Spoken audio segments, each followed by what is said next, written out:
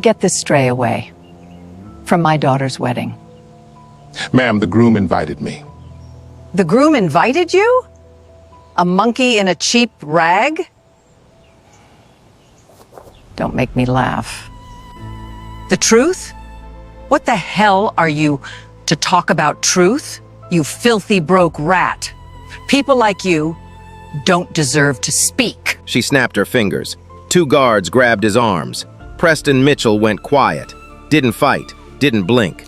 300 guests watched. The groom was about to walk in, bow his head, and say 2 words that shattered everything. Hello, sir. 43 minutes earlier, the Harrington estate sat on 11 acres of manicured silence in Greenwich, Connecticut.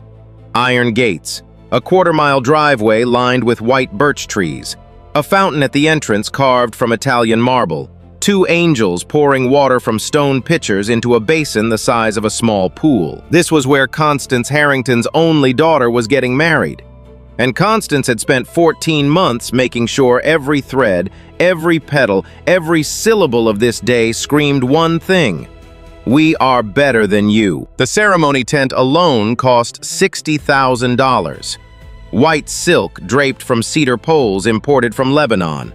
300 chairs upholstered in cream linen faced an altar buried in white peonies, gardenias, and roses flown in from Ecuador that morning. A string quartet played Debussy in the corner. The air smelled like money and tuberose. Guests arrived in Mercedes, Bentleys, Range Rovers, women in Oscar de la Renta, men in Tom Ford, watches that cost more than houses. Then a cab pulled up, a yellow cab. The kind with cracked leather seats and a meter that ticked too fast. It stopped at the end of the driveway because the driver wasn't allowed past the gate. Preston Mitchell stepped out, paid the fare, $12.40. He added a $5 tip because the driver had been kind enough to not ask questions about why a man in a suit that old was heading to a place like this. He was 61, 6'1", shoulders that still carry the posture of someone who'd spent his 20s lifting things heavier than most people's ambitions. His skin was dark, the deep, earned dark of a man who'd worked outside before he ever worked inside. His hands were rough, his jaw was set. His eyes were calm in the way that only comes from surviving things that would have broken softer men. And his suit, that suit. Gray. Not charcoal, not slate, just gray. The lapels were narrow, 15 years out of fashion. The stitching along the left cuff had been repaired by hand. A small pull near the second button. The fabric was thin enough to see the outline of whatever he kept in the inside pocket. His shoes were black, scuffed at the toes, but polished. Polished the way a man polishes things he respects, even when no one else would. He walked up the driveway alone. Gravel crunched under his feet. The birch trees swayed above him. He didn't rush, didn't hesitate. Walked like a man who'd been to places that made this estate look like a starter home. At the entrance, a coordinator in a headset glanced at him, then glanced again. Her smile flickered. "Name, sir?" "Preston Mitchell. I should be on the groom's list." She scrolled her tablet, found it. Her eyebrows lifted, just slightly, and she stepped aside. He walked in, found a seat in the back row, folded his hands, and waited for a wedding that was about to become something no one in that room would ever forget. Constance Harrington noticed him within 90 seconds. She had a gift for it, spotting what didn't belong. She'd spent 62 years building a world where everything matched, everything aligned, everything whispered old money, good taste, the right bloodline. And now, 3 rows from the back, sat a stain on her canvas. She stood near the altar, greeting guests the way a queen receives subjects. Cream Chanel suit, pearl necklace that had belonged to her mother and her mother's mother before that. Hair pinned in a silver chignon that hadn't moved since 6 a.m. Her smile was perfect, practiced in mirrors, deployed like a weapon, retracted the moment she saw that gray suit. "Gerald." She didn't turn to her husband, didn't need to. He was always 2 steps behind her, which was exactly where she liked him. "Who is that man?" Gerald Harrington was 65, soft in the belly, softer in the spine. He ran the Harrington Group on paper. His name was on the letterhead, the building, the annual report. Constance ran everything that mattered. He squinted toward the back row, searching through the sea of Tom Ford and Armani, until his eyes landed on the one suit that didn't belong. Which one? The one who looks like he wandered in from a bus stop. Gerald adjusted his glasses, saw Preston, shrugged. No idea. Maybe he's with the catering company? He's sitting down, Gerald. Caterers don't sit. She flagged her son. Craig Harrington, 31. Jaw like a catalog model. Brain like a catalog. He worked at the Harrington Group because his last name was on the building and for absolutely no other reason. He wore a slim-cut navy suit that cost $4,000 and a watch that cost $12,000. He'd never built anything in his life, but he'd inherited the confidence of a man who had. "Sweetheart," Constance said, her voice dropping to the register she used when she wanted something done without a scene. "Go talk to that man in the back, the one in the gray suit. Find out who he is, and if he's not supposed to be here, handle it. Quietly." Craig straightened his tie, walked over. Preston saw him coming, didn't move, didn't tense. Just watched the way a man watches weather rolling in. Not surprised, not afraid, just aware. "Hey there," Craig smiled. The smile people use on strangers they've already decided are beneath them. "Great event, right? You here with the catering team? Kitchen's around back if you need it." Preston looked at him, steady. "No, I'm a guest." Craig's smile tightened. "A guest, right. You got an invitation on you?" "The groom invited me, personally." "Elliot invited you." Craig let the disbelief hang in the air like cigarette smoke. "You know Elliot?" "I do." "How exactly?" Preston paused. Not because he didn't know the answer, because he was deciding how much of it to give a man who hadn't earned any of it. "We go back a long way." Craig studied him. The worn suit, the scuffed shoes, the rough hands that looked like they'd held tools, not cocktails. None of it computed. The Elliot Brooks that Craig knew was a rising star, Columbia MBA, sharp, polished, the kind of man the Harringtons approved of, mostly. He was still from the wrong side of the tracks, but he'd climbed far enough that Constance could spin the narrative at dinner parties. This man, though? This man looked like the wrong side of the tracks hadn't even claimed him. "Look, buddy," Craig said, leaning in close enough that Preston could smell the bourbon on his breath. "I don't want to make a thing out of this, but my mother, she runs a tight ship, and she doesn't recognize you. So maybe you grabbed the wrong address, or maybe someone's pulling your leg. But this isn't really your kind of... I'm in the right place." Something in Preston's voice stopped Craig mid-sentence. Not anger, not defiance, just a bedrock certainty that left no room for argument. The kind of certainty you can't buy, can't inherit, can't fake. Craig blinked, stepped back, walked to his mother with his hands in his pockets and his confidence slightly dented. "He says the groom invited him." Constance's left eye twitched. "Impossible." "That's what I said, but he's not budging." "Then we'll make him budge." She turned to Gerald. "Call the coordinator. I want to see the guest list. Every single name."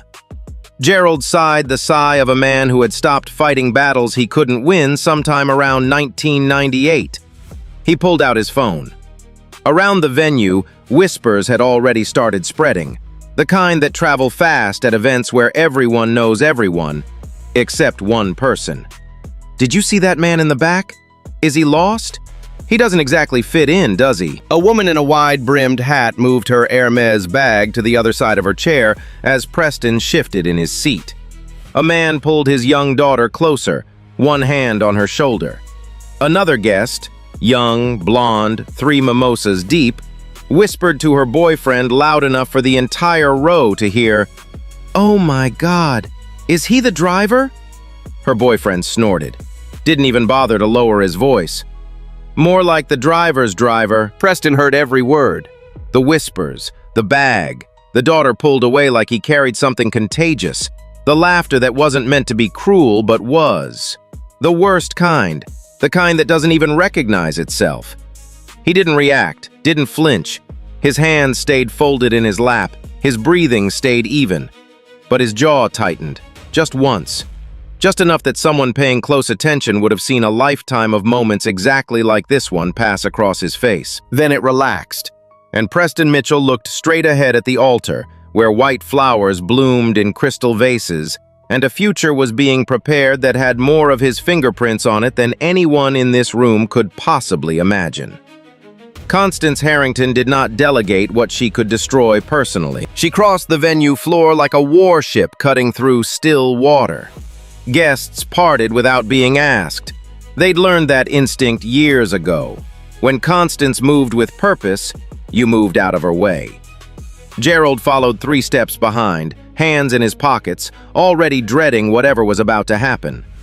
Craig flanked her right side, chin up, feeding off his mother's energy the way small dogs feed off the aggression of bigger ones. Preston saw the formation, recognized it. He'd seen it before. Different faces, different decades, same architecture. The triangle of people who've decided you don't belong and are coming to make it official. He didn't stand, didn't shift, just let them come. Constance stopped 2 feet from his chair, close enough that her perfume, Chanel No. 5, the only scent she'd worn since 1987, reached him before her words did. "Sir." The word was a blade wrapped in silk. "I don't know how you found your way in here, but this is a private ceremony, family and close friends only." Preston looked up at her. No hostility, no fear. "I understand, ma'am. I was invited by the groom." "My future son-in-law." Constance caught herself, recalibrated. She'd almost said something she couldn't take back in front of witnesses. "Would not have invited someone from outside our circle. I know every name on that list. Yours isn't one of them." "There were 2 lists," Preston said quietly. "The groom had his own." Constance's nostrils flared. She wasn't used to being corrected, especially not by a man whose suit looked like it had survived a flood. "I don't care if there were 10 lists. This is my daughter's wedding, in my estate, and I decide who sits in these chairs. And you—" She looked him up and down the way someone inspects something stuck to the bottom of their shoe. "Do not meet the standard." Gerald shifted uncomfortably. "Constance, maybe we should just—" "Gerald, quiet." Gerald went quiet. Preston stood, slowly, unfolded himself from the chair with the measured calm of a man who'd learned that sudden movements got men who looked like him into trouble.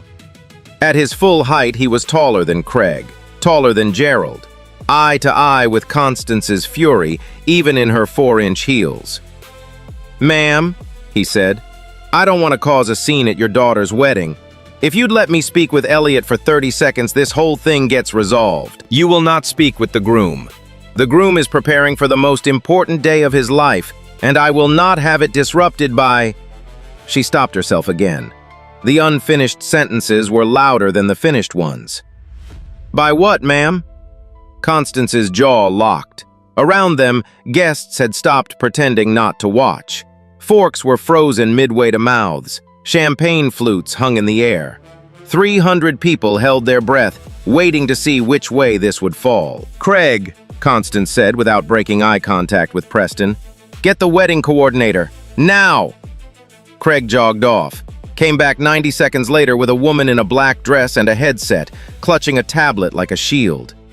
"His name," Constance said, pointing at Preston the way someone points at a stain. "Is it on the list?" The coordinator scrolled. Her face went through 3 expressions in 2 seconds. Confusion, recognition, then something that looked a lot like panic. She leaned toward Constance and whispered, "I don't care whose list it's on," Constance snapped, loud enough for the nearest 50 guests to hear. "The groom doesn't get to invite people I haven't approved. This is a Harrington wedding, not a charity event." The coordinator stepped back. She knew a losing battle when she saw one. Constance turned to the 2 security guards stationed near the entrance. They were private contractors, ex-military, hired specifically because Constance wanted men who followed orders without asking questions. "Remove this man from the premises." "Constance," Gerald tried one more time. "I said remove him." The guards approached, professional, expressionless, 1 on each side. "Sir, we need you to come with us." Preston looked at them, then looked at Constance. Then, for the first time, looked around the room, at the 300 faces watching this unfold. The women clutching their pearls, the men avoiding his eyes, the children being pulled behind their parents' legs. Not one person spoke. Not one. He could have fought. His shoulders were broad enough, his hands strong enough. The guards would have had a harder time than they expected. But Preston Mitchell had learned something a long time ago that most people never do. That the loudest victory is the one you win in silence. "I'll step outside," he said, voice steady, no tremor, no crack. "But ma'am, you might want to talk to the groom before this goes any further." "The groom!" Constance said, her voice climbing to a pitch that stripped away the last layer of composure. "Doesn't run this family. I do." Craig stepped forward, put his hand on Preston's arm, not guiding, gripping, the way you grip something you want to control. Preston looked down at Craig's hand, then up at Craig's face. One sentence, delivered with the quiet precision of a man who has ended conversations in boardrooms worth more than this estate. "I'd appreciate it if you didn't do that again." Craig's hand dropped like he'd touched something hot. The guards escorted Preston toward the exit. He walked between them without resistance. Back straight, head high, footsteps even on the marble floor. He passed rows of guests who couldn't meet his eyes. He passed a little girl who waved at him, the only person in the room who hadn't decided he was less than human. He waved back. At the door, he paused, turned halfway, looked at Constance one final time. He didn't say anything, didn't need to. The look said everything. "You will remember this moment. And when you do, it will keep you awake." Then he walked out into the afternoon sun, and the heavy oak doors closed behind him with a sound that felt permanent. Inside, Constance smoothed her jacket, lifted her chin, turned to the nearest group of guests with a smile that could cut glass. "Some people," she said, "simply don't understand where they belong." 12 people laughed. The rest pretended they hadn't just watched something ugly happen in a beautiful place. Preston sat on a stone bench outside the estate, 20 feet from the front door, surrounded by roses trained to climb a trellis in perfect symmetry. The afternoon sun was warm on his face.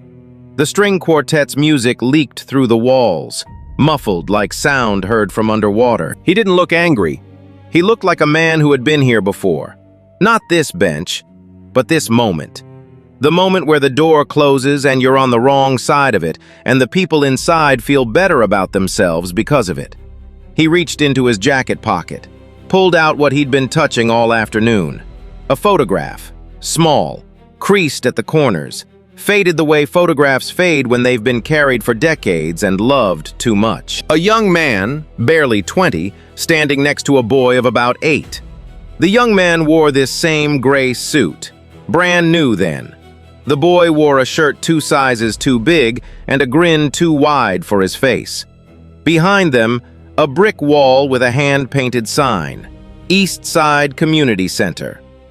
Preston ran his thumb across the boy's face, smiled, just barely, then put it back, pressed his hand flat against the pocket, kept it there like a heartbeat.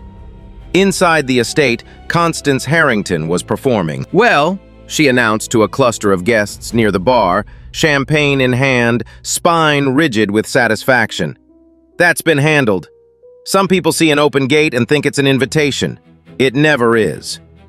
Polite laughter, the kind people produce when they're more afraid of not laughing than they are ashamed of laughing. Craig was louder. He stood with 2 college friends near the ice sculpture, bourbon in hand, volume cranked to performance level. "Bro probably saw the tent from the highway and thought it was a free buffet.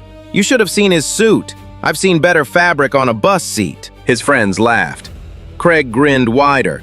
His mother's son in every way that mattered, and none of the ways that counted. He pulled out his phone, typed something, showed it to his friends. More laughter. The easy, careless cruelty of people who've never had to be careful with anything. Constance pulled a security guard aside. Her voice dropped to a frequency that didn't carry. "If that man comes anywhere near this building again, don't talk to him. Call the police. I want him off the property and I want a record of it." The guard nodded. He'd worked enough Harrington events to know that her requests weren't requests. In a far corner of the tent, Olivia Harrington, the bride, sat in a white chair, veil draped over her shoulder, staring at the floor. She'd watched the whole thing through the bridal suite window, saw the man stand with that terrible, quiet dignity, saw her mother's face, the satisfaction, the contempt, the performance of power, heard the snap of her fingers like a starter pistol. She felt sick. Her hands were shaking in her lap, and she pressed them together to make them stop.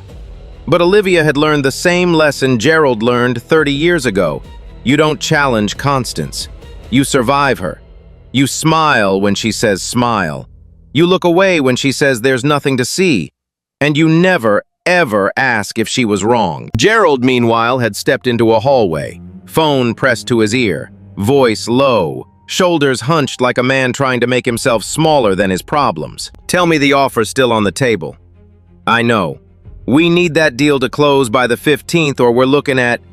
Yes, the whole portfolio. No, I can't restructure again.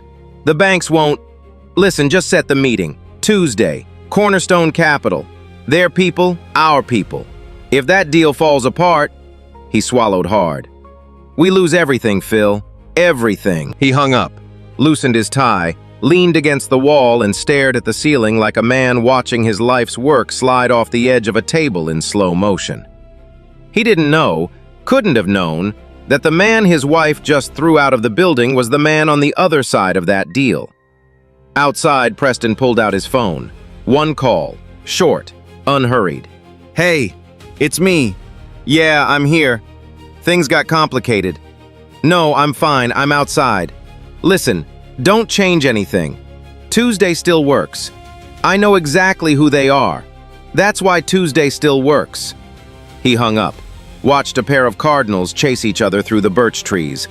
Red against white bark, the only honest color in this entire place. A groundskeeper passed by, pushing a wheelbarrow of mulch. Stopped when he saw Preston sitting alone on the bench in his quiet gray suit. You all right, sir? Need anything? I'm fine, thank you. The groundskeeper hesitated, looked at the closed oak doors, looked back at Preston. Something in his face said he'd seen this kind of thing happen before at this estate, and it never sat right with him. He reached into the wheelbarrow and pulled out a bottle of water, still cold, unopened. Here, gets hot out here in June. Preston took it. I appreciate that more than you know. The groundskeeper nodded once, went back to work, didn't ask questions. Some things you just recognize without needing to be told. Preston drank the water slowly, the same water no waiter inside had ever brought him. Back inside, something else was happening. Something small that was about to become very, very large. A guest, 20-something, spray-tanned, Instagram verified, had filmed the entire confrontation on her phone. 45 seconds of a black man in a gray suit being escorted out by 2 security guards while a woman in Chanel watched with her arms crossed and her chin lifted like a monument to herself. She posted it. Caption: Wedding crasher at the Harrington wedding. Security said not today, sir. Within 12 minutes, 400 views. Within 30, 2,000. The comments were splitting fast. Some laughing, some asking questions nobody at the wedding had bothered to ask. Who is he, though? Why does he look so calm? What if he was actually supposed to be there? Nobody at the wedding knew the video existed yet. They were too busy drinking champagne paid for by a company 30 days from collapse, celebrating a lifestyle built on debt and denial, laughing at a man whose net worth could have purchased the Harrington estate, the Harrington Group, and every champagne flute in the building, with enough left over to buy the company that made the flutes. But Preston Mitchell sat on a stone bench in the afternoon sun, drinking water a groundskeeper gave him, and waiting. He was very good at waiting. He'd been doing it his whole life. Elliot Brooks stepped out of the groom's suite at 5:22 p.m. He looked like a man built for this moment. 6 feet tall, clean-shaven, navy tuxedo that fit like it was sewn onto his body. A single white peony pinned to his lapel. His shoes were polished. Not the desperate polish of a man trying to impress, but the easy polish of a man who'd learned to take care of things because someone had taught him that details matter. His best man, Danny, walked beside him, adjusting his own tie for the 14th time. "You ready?" Danny asked. "Almost." Elliot scanned the room, the altar, the flowers, the 300 guests settling into their seats. His eyes moved to the back rows, searching.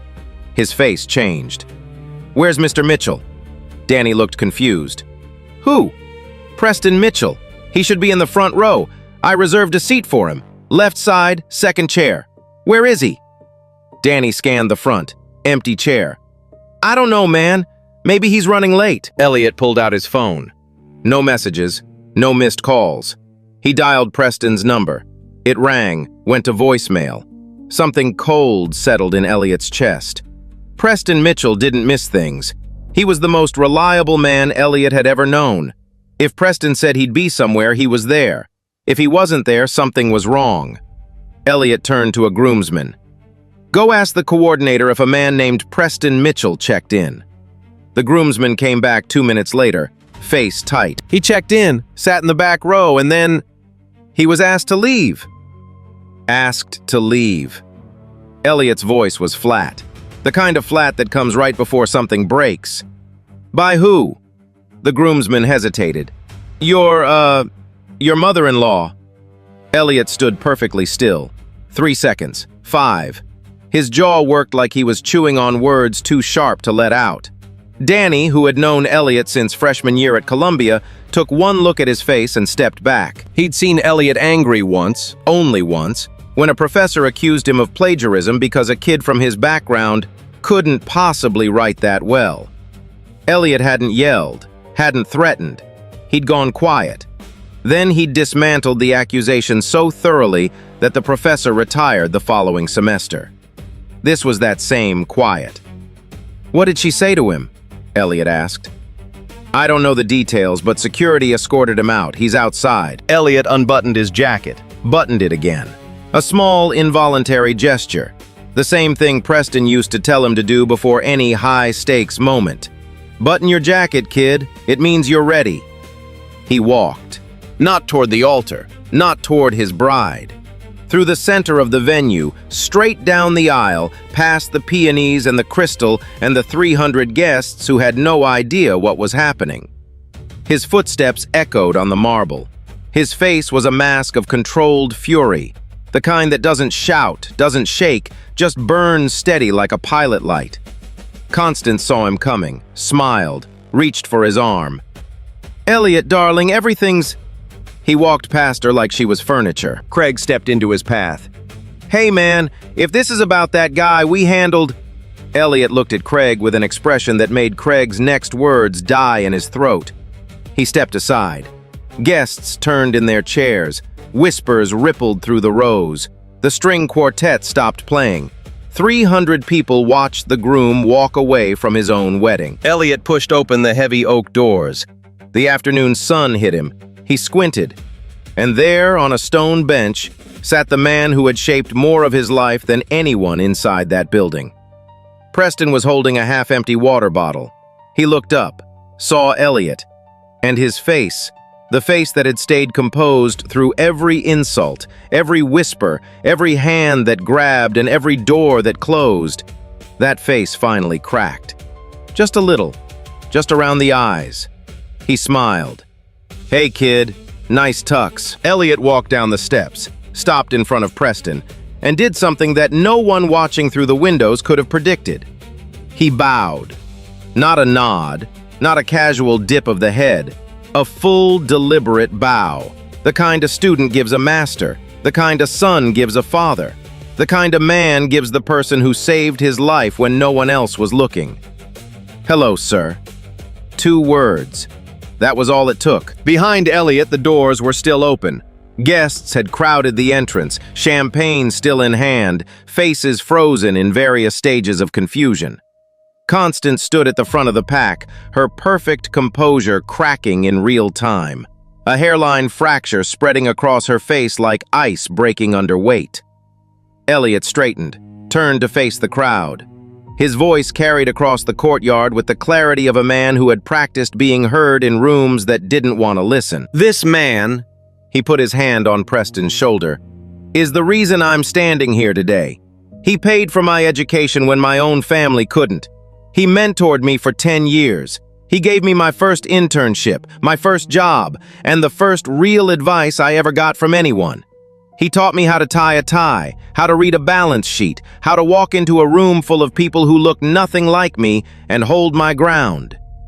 His voice cracked. Just once. He steadied it. He is the closest thing I have to a father. And you, he looked directly at Constance, threw him out of my wedding. The silence was absolute. Not even the birds made a sound. Constance opened her mouth, closed it, opened it again. Nothing came out. For the first time in her 62 years, Constance Harrington had absolutely nothing to say. Elliot walked Preston back inside. Not through the side door, not quietly. Straight through the front entrance, arm around the older man's shoulder, past every guest who had watched him get thrown out 20 minutes earlier. Nobody moved. Nobody spoke. The string quartet had stopped and hadn't started again. The only sounds were footsteps on marble and the faint rustle of 300 people trying to figure out what to do with their faces. Elliot guided Preston to the front row. The reserved seat, second chair, left side. Pulled it out himself. Preston sat down, smoothed his gray jacket, folded his hands in his lap the same way he'd folded them in the back row before everything went wrong. The only difference was this time, everyone was watching with very different eyes. Constance had followed them inside. She stood near the altar, 10 feet away from Preston, gripping Gerald's arm so tightly her knuckles had gone white. Her smile was gone. The Chanel armor, the silver chignon, the pearl necklace, none of it was holding. "Elliot, darling." Her voice was controlled but thin, like fine china with a crack running through it. We didn't know he was... We had no idea that he was someone you didn't care to ask." Elliot didn't look at her. He was adjusting the flower on Preston's lapel, the white peony that had been sitting on the reserved chair waiting. "You saw what he looked like and decided that was enough." "That's not... I was trying to protect the event, to protect you. You weren't protecting anything but your own ego, Constance." First name. Not Mrs. Harrington, not Mom. Constance. The word landed like a slap. Gerald tried to intervene. "Son, let's all calm down and..." "Gerald." Preston spoke for the first time since sitting down. Quiet, level. "Let the boy say what he needs to say." Gerald shut his mouth. There was something in Preston's voice. Not authority exactly, but gravity. The weight of a man who didn't need to raise his voice because the room leaned toward him anyway. 3 rows back, Danny, the best man, was staring at his phone. He'd been Googling since Elliot said, Preston Mitchell. His face had gone through stages. Curiosity, surprise, disbelief, and now something that looked a lot like fear. He leaned toward the groomsman beside him and turned the screen. The groomsman's eyes went wide. He whispered to the woman next to him. She covered her mouth with her hand. She told the man beside her. He pulled out his own phone, confirmed it, whispered to the next person. It moved through the crowd like fire through dry grass. Preston Mitchell, founder and CEO of Cornerstone Capital Group, one of the largest black-owned investment firms in the United States. Portfolio value, $14.7 billion under management. Personal net worth, $2.3 billion. Forbes 400. Bloomberg profile. 3 honorary doctorates. Advisor to 2 presidential administrations. The whispers changed character. They were no longer the whispers of gossip. They were the whispers of people realizing they'd made a mistake so large that no amount of champagne could wash it down. But that wasn't the bomb. The bomb was Gerald. Gerald Harrington, who had been standing behind his wife like a shadow, suddenly went very, very still. The color left his face in stages, first the cheeks, then the lips, then the rest, until he looked like a man who'd been carved from chalk. Because Gerald Harrington had spent the last 3 months negotiating the most important deal of his career, a $340 million acquisition that would save the Harrington Group from bankruptcy. The buyer, the only buyer willing to touch a portfolio that leveraged, was a firm called Cornerstone Capital Group, and its founder and CEO was currently sitting in the front row of his daughter's wedding, wearing a suit that Gerald's wife had called a cheap rag. Gerald's phone was in his hand. He looked at it, looked at Preston, looked at the phone again. His lips moved, but no sound came out. Then he walked over. Each step looked like it cost him something. He stopped in front of Preston the way a defendant stops in front of a judge. "Mr. Mitchell." Gerald's voice was barely above a whisper. I had no idea. I didn't know you were—" Preston looked up at him. Those same calm, steady eyes that hadn't flinched when Craig grabbed his arm, hadn't wavered when Constance called him filth, hadn't watered when 300 people watched him get dragged out. Those eyes now settled on Gerald Harrington with the quiet precision of a man who understood exactly what was happening, and had understood it from the moment he sat down on that stone bench. "Gerald." Preston's voice was even, almost kind. "We were supposed to meet Tuesday, your people, my people, the Harrington portfolio." Gerald nodded. He couldn't speak. "But I think we've already learned everything we need to know about each other, don't you?" The words didn't land like a hammer. They landed like a diagnosis. Quiet, clinical, final. Gerald's knees buckled. Just slightly, just enough that Craig had to catch his arm. The same Craig who'd grabbed Preston's arm an hour ago. The irony wasn't lost on anyone. Constance stood frozen. She was doing the math. Not the emotional math, the financial math. The $340 million that was supposed to save everything. The company, the estate, the lifestyle, the image. All of it had been sitting in the front row in a gray suit, and she'd ordered security to throw it out. Her mouth opened, closed. Her pearl necklace suddenly looked very, very heavy. Craig who'd asked if Preston was with the catering staff. Craig who'd joked about bus seat fabric. Craig who'd grabbed the arm of a man worth 2,000 times his trust fund, stood behind his parents looking like a man who'd just realized the ground beneath him was made of glass, and he'd spent the last hour stomping on it. The room was silent. 300 guests. Not a cough, not a glass clink, not a breath. Preston Mitchell sat in his chair, hands folded, back straight, gray suit catching the late afternoon light that streamed through the tent's silk panels. He didn't gloat, didn't lecture, didn't say another word. He didn't need to. The suit said everything. The wedding happened, not because the tension had dissolved. It hadn't. It hung over the ceremony like humidity, invisible but felt by every person in every seat. But Elliot insisted. He looked at Preston. Preston gave him a single nod. And the string quartet started playing again. Olivia walked down the aisle. She was beautiful, everyone said so, but her eyes were red, and not from happy tears. She'd been crying in the bridal suite since Elliot walked Preston back inside. Not for herself, for the things she'd watched happen and done nothing to stop. When she reached the altar, she glanced at Preston. He smiled at her. Small, warm. The kind of smile that says, "I don't blame you."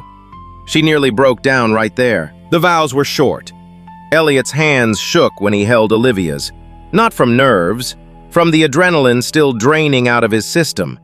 But when he spoke, his voice was steady. "I promise to stand up, even when it's hard, even when it costs me something, especially then." Everyone in the room knew he wasn't just talking about marriage. The reception began at 7 p.m. Tables draped in white linen, a jazz band replacing the quartet, lobster and filet mignon, 17-tier cake that looked like an architectural model. Everything Constance had spent 14 months perfecting, now playing out in a room where she couldn't meet anyone's eyes. She sat at the head table, untouched plate in front of her, watching her daughter's wedding unfold like a movie she was no longer cast in. Gerald sat beside her, staring at his phone, refreshing his email every 30 seconds, waiting for a message from Cornerstone Capital he already knew wasn't coming. Craig had disappeared. He was in the bathroom on his third bourbon, scrolling through comments on the Instagram video that had now reached 40,000 views. "That's Preston Mitchell, you idiots! Google him!" "Wait, what? They kicked out a billionaire? The Harrington family is done. Bro in the gray suit owns their entire company, Lamau. Craig put his phone face down on the sink and stared at himself in the mirror. For the first time in his life, he didn't like what he saw. At 8:15 p.m., Elliot stood to give his speech. The room went quiet. Not the polite quiet of a wedding toast, the loaded quiet of 300 people who knew they were about to hear something that mattered.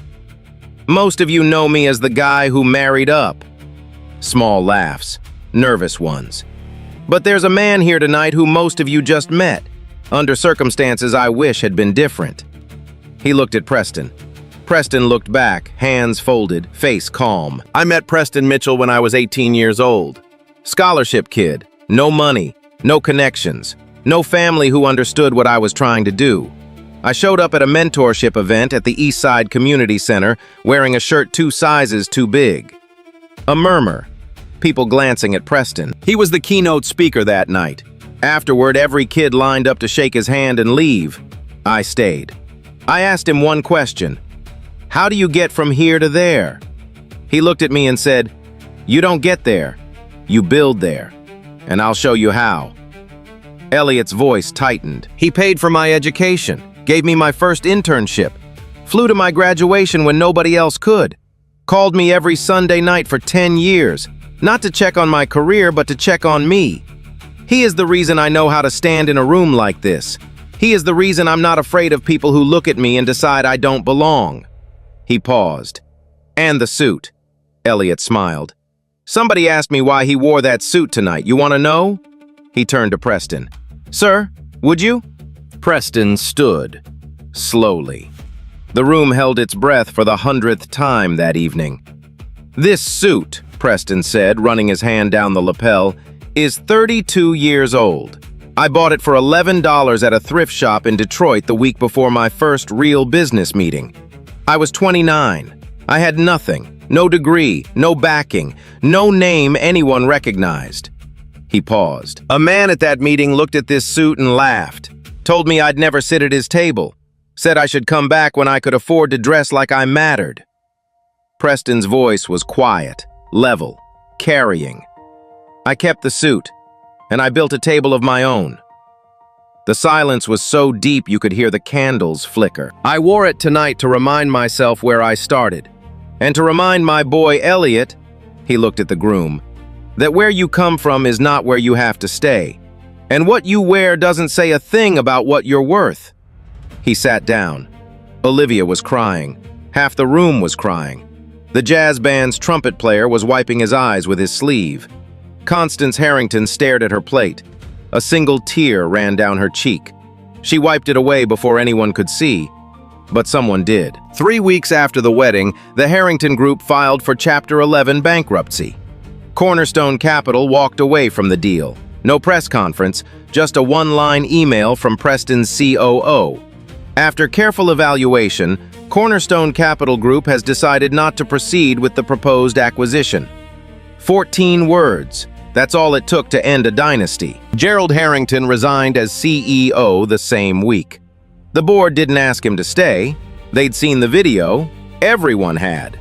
200 million views. Comments in 46 languages.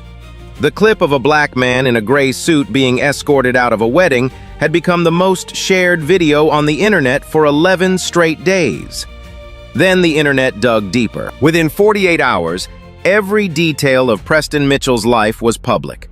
The childhood in Detroit, the single mother who worked 3 jobs, the GED at 21, the first business, a small property management company above a laundromat, the growth, the risks, the deals that shouldn't have worked but did because Preston outworked, outthought, and outlasted every person in every room for 30 years. The Harringtons became a cautionary tale. Constance deleted her social media. Craig was fired after employees cited the wedding video as evidence of toxic workplace culture. He moved to Scottsdale, told people he was finding himself. Nobody asked what he was looking for. Gerald sold the estate in August. The buyer removed the Italian marble fountain, thought it was tacky. But this story doesn't end with the Harringtons. They aren't the point. They never were. Elliot and Olivia moved to Boston. Olivia quietly cut ties with her mother. Not dramatically, not publicly. She just stopped calling. Let the silence say what words couldn't. Elliot started his own firm focused on affordable housing in underserved communities. Preston offered to fund it. Elliot said no. "You taught me to build, so let me build." Preston smiled, bought him a desk lamp for his new office. The card said, "For late nights, there will be many." PM. The gray suit? Framed. It hangs in Preston's office in downtown Chicago, mounted in glass next to the photograph. The young man in the new suit standing beside the boy with the grin too wide for his face. A brass plate reads, "Where you start is not where you end." 14 months later, Preston attended a gala at the East Side Community Center, the same place he'd met Elliot 18 years earlier. New suit this time, navy, well-fitted. After his speech, a young woman approached. 19, nervous, hands shaking. "Mr. Mitchell, I have a question." He looked at her, really looked, the way no one at the Harrington wedding had looked at him. "I've got nothing but time. What's your question?" She took a breath. "How do you get from here to there?" Preston Mitchell smiled. "You don't get there," he said. "You build there. And if you want, I'll show you how. Now I need to ask you something. Think about it before you answer. If you were at that wedding, if you saw a man in a cheap suit get dragged out by security, would you have been one of the 300 who stayed silent? Or would you have been the one who stood up? Drop your answer in the comments. Don't scroll past this one. And if this story reminded you of someone who believed in you when nobody else did, share it with them. They need to hear it. Hit subscribe, turn on notifications. The stories coming next, they hit even harder.